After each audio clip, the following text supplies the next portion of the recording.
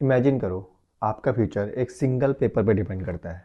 तुम पास हुए तो तुम्हारा फ्यूचर सिक्योर हो जाता है और फेल हुए तो तुम्हारी बर्बादी शुरू हो जाती है।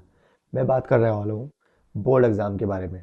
लेकिन कभी सोचा है ये बोर्ड एग्ज़ाम शुरू कब से हुए, किसने इसको बनाया और इसकी क्या इम्पोर्टेंस है हमारी लाइफ में।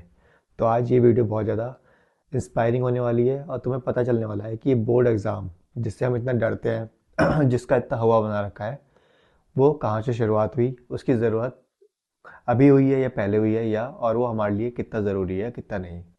तो मेरा नाम है अनुराग वर्मा और आप देख रहे हैं पढ़ाई विद मोटिवेशन। आज हम बात करने वाले हैं बोर्ड एग्ज़ाम के बारे में और इसकी उत्पत्ति कहाँ से हुई, वो हमारे लिए क्यों ज़रूरी है और वो खाली इंडिया में ही होता है या फिर बाहर भी होता हुआ आया है। आज हम इसके बारे में जानेंगे। तो दोस्तों, जो बोर्ड एग्ज़ाम है हमारे, चाहे वो 10th के हों या फिर 12th स्टैंडर्ड्स के हों, दोनों बोर्ड्स हैं और वो डिसाइड करते हैं आपका कैरियर, आपका फ्यूचर और आपको उस नंबर के बेस पे कौन सा कॉलेज लेगा। वो चीज़ वो डिपेंड करता है आपके कि आपके कितने नंबर आते हैं बोर्ड में। ठीक है, लेकिन ये एक ग्लोबल कॉन्सेप्ट है, ये खाली इंडिया में नहीं, ये बाहर से भी आया है। जैसे हम बात करते हैं कि बोर्ड एग्ज़ाम की शुरुआत कैसे हुई और कहाँ हुई, इंडिया में ये सिस्टम कैसे आया, क्यों ये इतना ज़रूरी है और इसके फ्यूचर ट्रेंड्स क्या हैं। ये सब जानने के लिए हम समझेंगे बोर्ड एग्ज़ाम के बारे में, ये कहाँ से आया और कैसे आया। तो सबसे पहले बोर्ड एग्ज़ाम की शुरुआत, इसकी हिस्ट्री और ओरिजिन के बारे में बात करते हैं हम। तो एंशियंट ओरिजिन्स में सबसे पहले ये टेस्टिंग का आइडिया आया था वो चाइना से आया। जी हाँ, इम्पीरियल चाइना से। ये अराउंड 600 AD में हुआ था शुरुआत। इसमें एक सुई डायनेस्टी थी जिसमें इम्पेरियल एग्जामिनेशन शुरू हुए। ये एग्ज़ाम्स गवर्नमेंट जॉब्स के लिए थे उस टाइम पे, जहाँ कैंडिडेट्स को कन्फ्यूशियन टेक्स्ट पे टेस्ट किया जाता था। ये सिस्टम 1300 साल तक चला, यानी कि 1905 तक चला वो। और दुनिया का पहला लार्ज स्केल स्टैंडर्डाइज एग्ज़ाम था वो उस टाइम का। ठीक है, तो इसकी शुरुआत कहाँ से हुई? चाइना से हुई, जो 1300 साल पहले से हुई थी और वो 1905 तक चली। ठीक है, इसके बाद उसी यूरोप में भी मिडाइवल यूनिवर्सिटीज़ ने, जैसे ऑक्सफोर्ड ने और कैम्ब्रिज ने, 12th से 13th सेंचुरी में ओरल एग्ज़ाम्स जो होते थे उसमें वहाँ तक वो लेके आए उसको। ठीक है, वहाँ पर ओरल एग्ज़ाम होने लगे। फिर मॉडर्न बोर्ड एग्ज़ाम का बर्थ कहाँ से हुआ? यूके और यूरोप से। जो असली मॉडर्न एग्ज़ाम यूके से शुरू हुए 1838 में। यूनिवर्सिटी ऑफ लंदन ने मेट्रिकुलेशन एग्जामिनेशन इंट्रोड्यूस किया, जो स्कूल लिविंग सर्टिफिकेट था। ठीक है, वो एक स्कूल लिविंग सर्टिफिकेट के लिए उन्होंने तैयार किया था बोर्ड एग्ज़ाम को। ये पहला बोर्ड एग्ज़ाम था जहाँ एक सेंट्रल बॉडी क्वेश्चन सेट करती थी और मार्किंग करती थी। अब देखो, समझो आसान भाषा कि बोर्ड एग्ज़ाम को बोर्ड एग्ज़ाम क्यों कहते हैं। बोर्ड एग्ज़ाम का मतलब है एक बोर्ड के मेंबर्स क्वेश्चन पेपर सेट करते हैं और वही मेंबर्स बाद में तुम्हारी मार्किंग करते हैं, यानी तुम्हारी कॉपी चेक करते हैं। अगर हम आसान भाषा में समझे तो एक टीचर के पास 1000 के आसपास कॉपीज आती हैं। ठीक है, उसका वो टारगेट होता है कि उसको 1000 कॉपी इतने महीने में या फिर इतने दिनों में पूरी कंप्लीट करके देनी है। तो उसमें वो जल्दी जल्दी चेक करता है और इसलिए तुम्हें कहा जाता है कि तुम्हारा जो इंट्रो होता है वो अच्छा लिखा जाए, क्योंकि वो पूरा नहीं पढ़ेगा, क्योंकि उसके बाद इतना टाइम नहीं है। इसलिए अपना इंट्रो अच्छा करो। बीच में भी तुम्हें सही लिखना है, बिल्कुल ऐसा नहीं कुछ भी लिख दो, सही लिखना है। इंट्रो अच्छा होना चाहिए और लास्ट का अच्छा होना चाहिए। नीट एंड क्लीन होना चाहिए, बुलेट पॉइंट्स होना चाहिए, डायग्राम बिल्कुल क्लियर होने चाहिए, सब नाम वगैरह, और अच्छे से मार्किंग, अच्छे से सब कुछ, हेडिंग, क्वेश्चन नंबर, सेक्शन, सब कुछ अच्छे से डालना है, इसलिए इसलिए कहा जाता है वो। ठीक है, इंडिया में बोर्ड एग्ज़ाम की एंट्री हुई थी। इंडिया में ब्रिटिश कॉलोनियल रूल के टाइम पे 1857 के बाद ब्रिटिश ने एजुकेशन सिस्टम रिफॉर्म किया और 1877 में कलकत्ता यूनिवर्सिटी ने एंट्रेंस एग्जामिनेशन शुरू किया, जो आज के 10th बोर्ड जैसा था। ठीक है, तो उन्होंने वहाँ पर शुरुआत की थी, जो एक 10th बोर्ड की जैसे कि एग्ज़ाम था। तो 1902 में इंडियन यूनिवर्सिटीज़ एक्ट से यूनिवर्सिटीज़ का बोर्ड को बोर्ड्स बनाने की पावर मिली।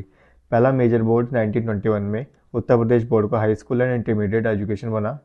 ठीक है, सबसे पहले उत्तर प्रदेश में बना। इंडिपेंडेंस के बाद 1952 में central board of secondary education, जिसे तुम CBSE बोलते हो, बना, जो नेशनल लेवल पे एग्ज़ाम कंडक्ट करता है।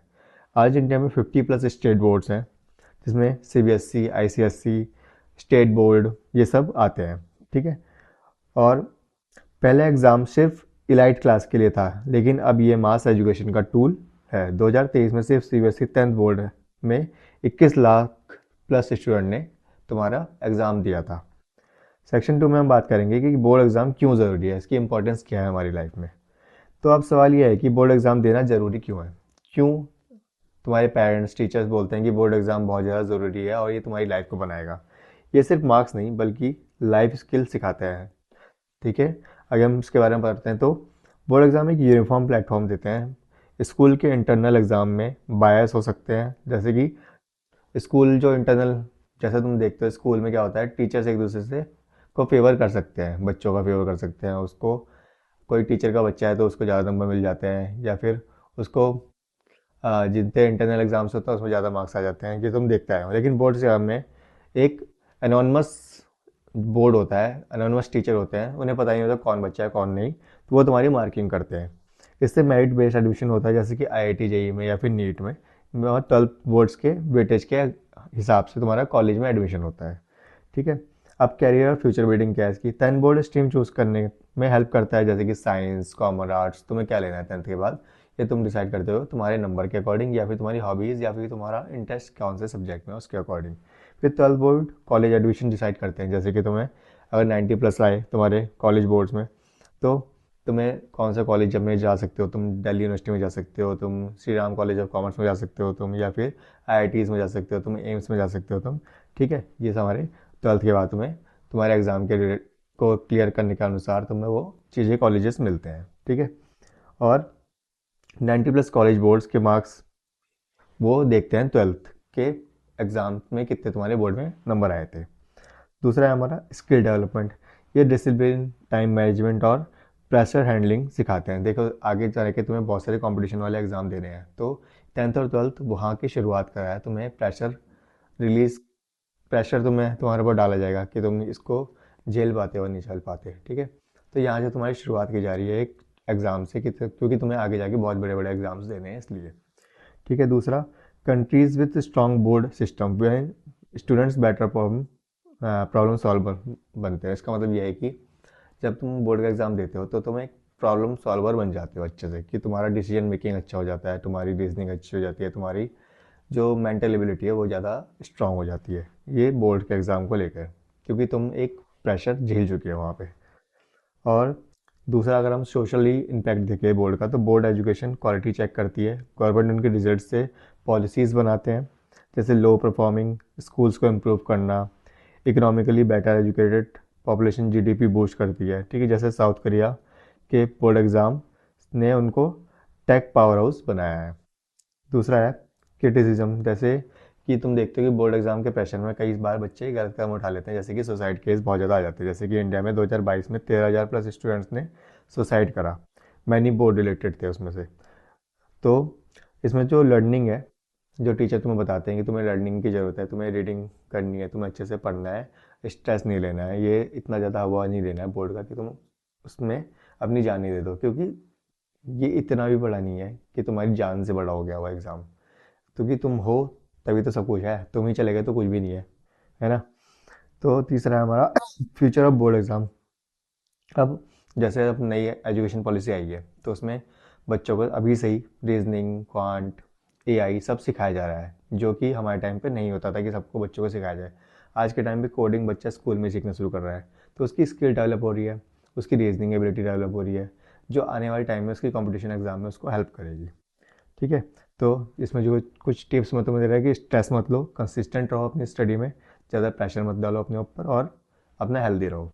ठीक है, और कुछ ऐसी मोटिवेशनल स्टोरीज़ बोर्ड के एग्ज़ाम के बच्चों की, या दूसरी कोई मोटिवेशनल स्टोरीज़ जो तुम्हें अच्छी लगे वो तो सुनते रहो थोड़ी बहुत, जिससे तुम्हें कोई स्ट्रेस ना हो। तो दोस्तों, बोर्ड एग्ज़ाम एंशिएंट चाइना से लेके आज के इंडिया तक का सफ़र है, फेयरनेस, ग्रोथ एंड सक्सेस का टूल। अब आप समझ गए होंगे क्यों ये ज़रूरी है। तो कमेंट में बताओ कि आपका बोर्ड एक्सपीरियंस कैसा रहा है, और जो बोर्ड देने जा रहे हो वो उनका कितनी तैयारी हो गई है, और कितना उनका टारगेट है बोर्ड में, कितने % लाने हैं उन्हें। तो कमेंट में बताओ, और मेरी वीडियो अच्छी लगी तो लाइक करना, चैनल को सब्सक्राइब करना, और कमेंट करके बताना वीडियो कैसी लगी। मिलते हैं नेक्स्ट वीडियो में। Thank you.